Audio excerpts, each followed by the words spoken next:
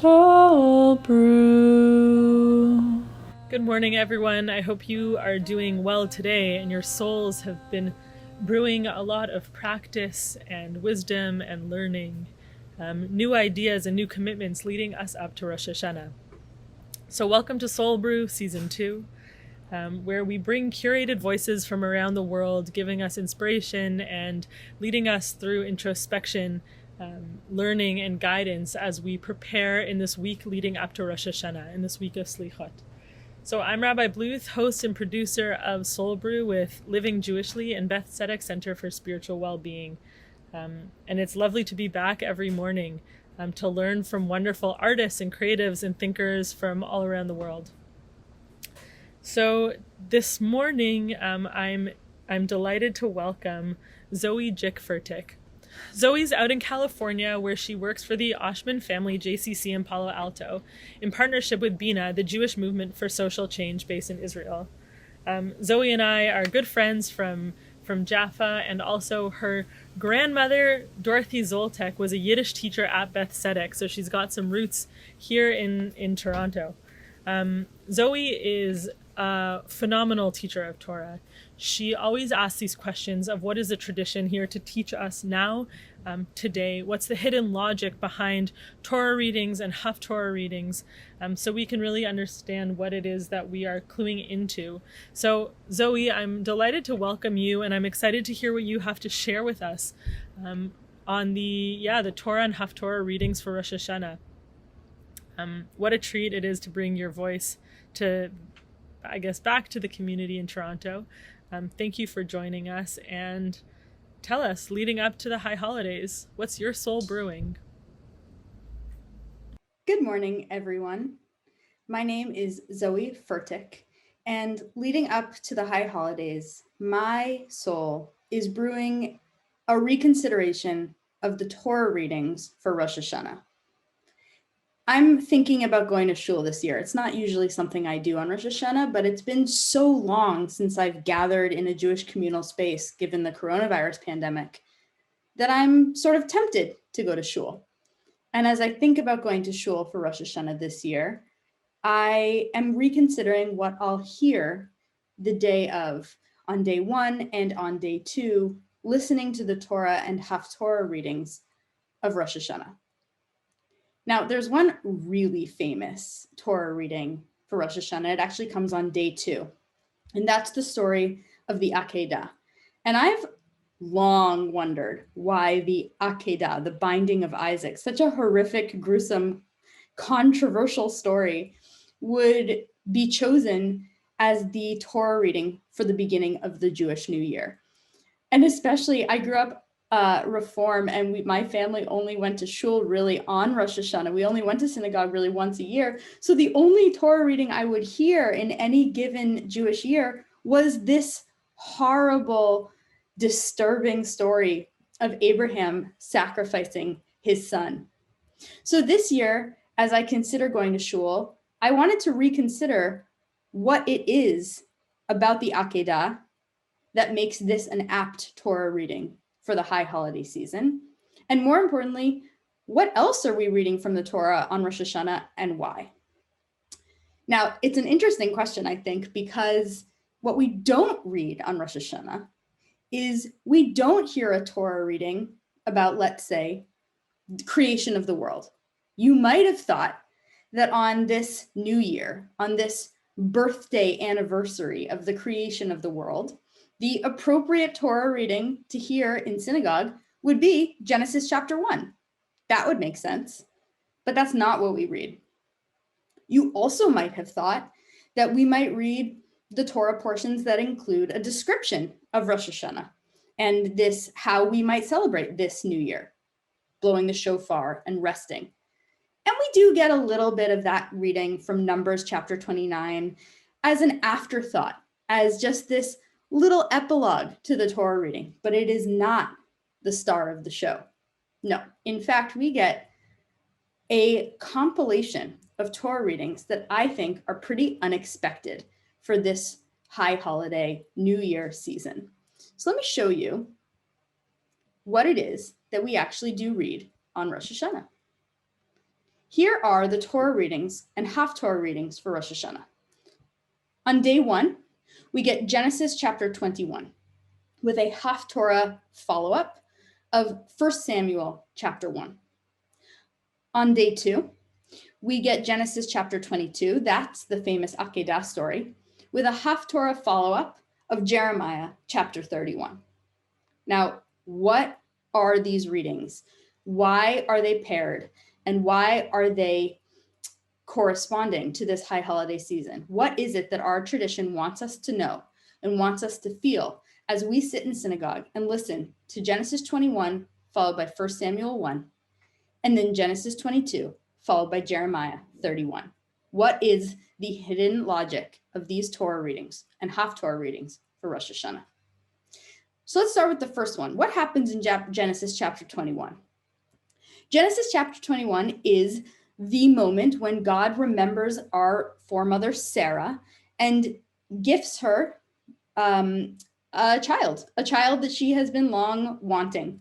And in her old age, she gives birth to a son, Isaac. Now, this is noteworthy because Sarah has been barren for most of her life, and it didn't seem likely that she was going to get a child. And in Genesis chapter 21, God fulfills his promise to Sarah and actually does help her get pregnant and give birth to the son, Isaac. We follow this Torah reading with a haftorah reading from 1 Samuel 1, which is actually a relatively similar story when you look at it. This is a story about Hannah, the mother of Samuel. And Hannah, similarly to Sarah, had been barren, had been praying to God to help her get pregnant. And finally, in the first chapter of Samuel 1, God remembers Sarah, a very similar language to what we heard in Genesis 21. God remembers Hannah. God remembers Hannah. And just like God remembers Sarah, Hannah gives birth to a son named Samuel, meaning I asked the Lord for him. Okay, so what is it about these barren, miraculous birth stories that make them appropriate for the first day of Rosh Hashanah? Well, if you think about it, what is Rosh Hashanah really about? Rosh Hashanah is about celebrating God's creation of the world. It is the world's birthday. It is a beginning of a new year, which is celebrated on the anniversary of God's creation of the world. Hayom Harat Haolam. This is the day the world was created, we say during Rosh Hashanah. And so that is what we are celebrating. This is the beginning of a new year, celebrated on the anniversary of the day that God created the world. If human beings are created in the divine image, then what makes us mini divine beings like God is our capacity to be creators as well. Can we create something just like God did? God's ultimate first act, the way that we get to know God at first in our story, is through God's being a creator, creating the world. And if we can emulate God in any way, it's through being creators as well. And obviously, one of the most sort of from the get-go, most inherent to our human capacity way of being creators is our ability to reproduce, our ability to create new life. And that is what these stories are really about. If we celebrate on Rosh Hashanah God's creation of the world, then we too want to celebrate our possibility to be like God and to be like creators ourselves. And Sarah and Hannah are two of our biblical heroines who so desperately want to be creators. And that creation does not come easy for them. But in order for them to be full divine beings, they want to be able to create new life just like God did, just like we're celebrating God's doing on Rosh Hashanah. And so on the first day of Rosh Hashanah, we celebrate the ability for humans to bear new life and to give creation a new chance, ongoing and ongoing and ongoing through the creation of new life through our children. So Sarah and Hannah represent our ability to be like God in our ways of being creators, just like God did on the first day of the world. And so, really interestingly, at least for me, it's so meaningful to think that when we sit in synagogue on the first day of Rosh Hashanah, we don't read about men going out and, creating, whatever they feel like creating. We read about two women who emulate God by creating new life. It is, I think, such a feminist statement to say that the women are the ultimate godlike creatures in our ability to create new life and to be like God on Rosh Hashanah, creating whole new worlds with each new person that we bring into the world that God created and that we are celebrating today. But not so fast, because Rosh Hashanah is not just a birthday party. It is not just a celebration. It's a time of solemnity. It's a serious time when we are aware that our fate is in the balance. And we're entering not only, it's not day one might be a birthday party, but day two enters us into a period of 10 days of awe when we are ushered into a 10-day series of, forgiveness and apology and reflection. And it is a difficult time. So if day one is celebrating our ability to create life, day two of Rosh Hashanah enters us into the 10 days of awe when we are aware just how precious life is and how quickly life can be taken away. And yet, our Torah readings give us a little bit of hope, because our Torah readings for day two, the Torah reading and the haftorah reading, are about exactly that. If on day one we so desperately wished and prayed for new life and our ability to have children, day two gives us two stories of those children's lives being threatened. The story of the Akedah is a story of, yes, you got Isaac, but Isaac's life is not guaranteed just because you gave birth to him. The sacrifice of Isaac, the binding of Isaac, the Akedah, is a story there where we're supposed to learn, yes, you have the ability to bring new life into this world, and Isaac is a representative of God's remembering Sarah and allowing her to get pregnant and give birth. But now Isaac's life is in the balance.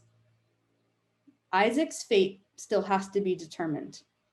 Thank God, at the end of this story, Abraham is not required to sacrifice his own son. And so there is some version of a happy ending to this story. And we, reading this story, hope that our children too, even if their lives, chas v'chalila, come into danger and are threatened, that they too will come out the other side. But we are aware on day two of Rosh Hashanah that these lives are vulnerable.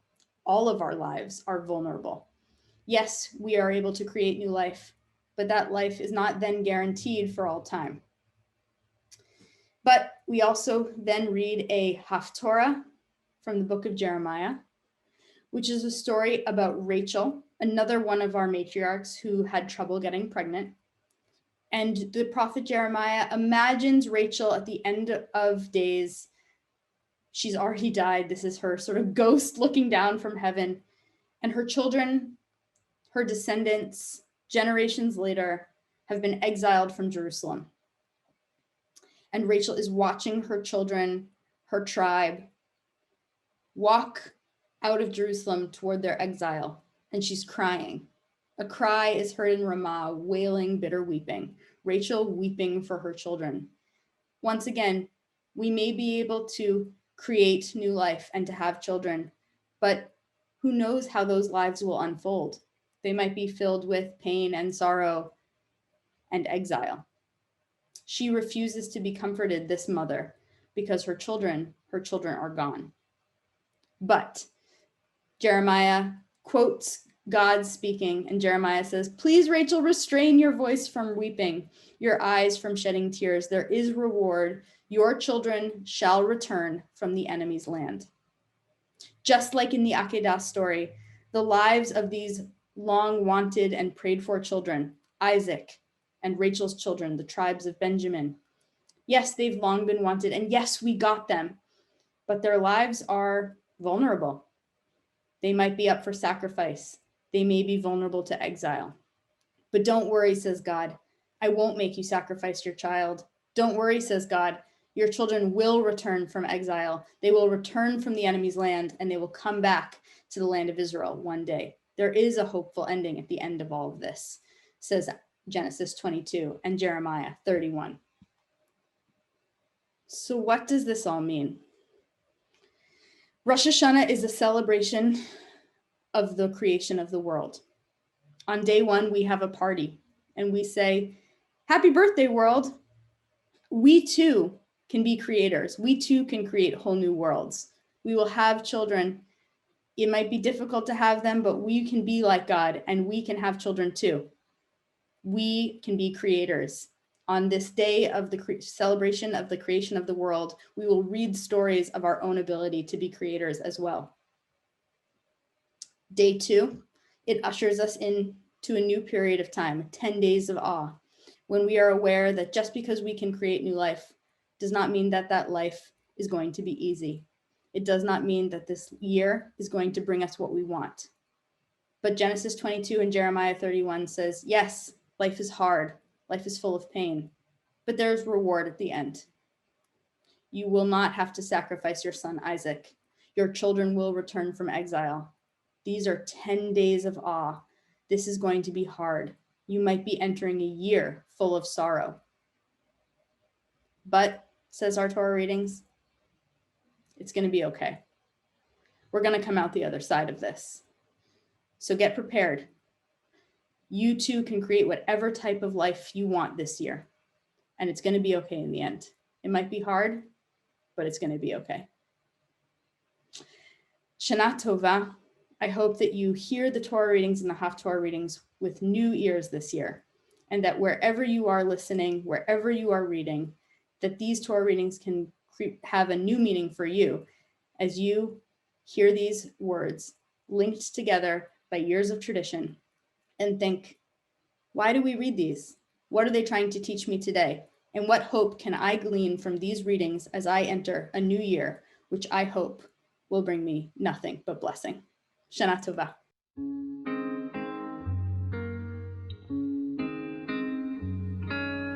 Ba da da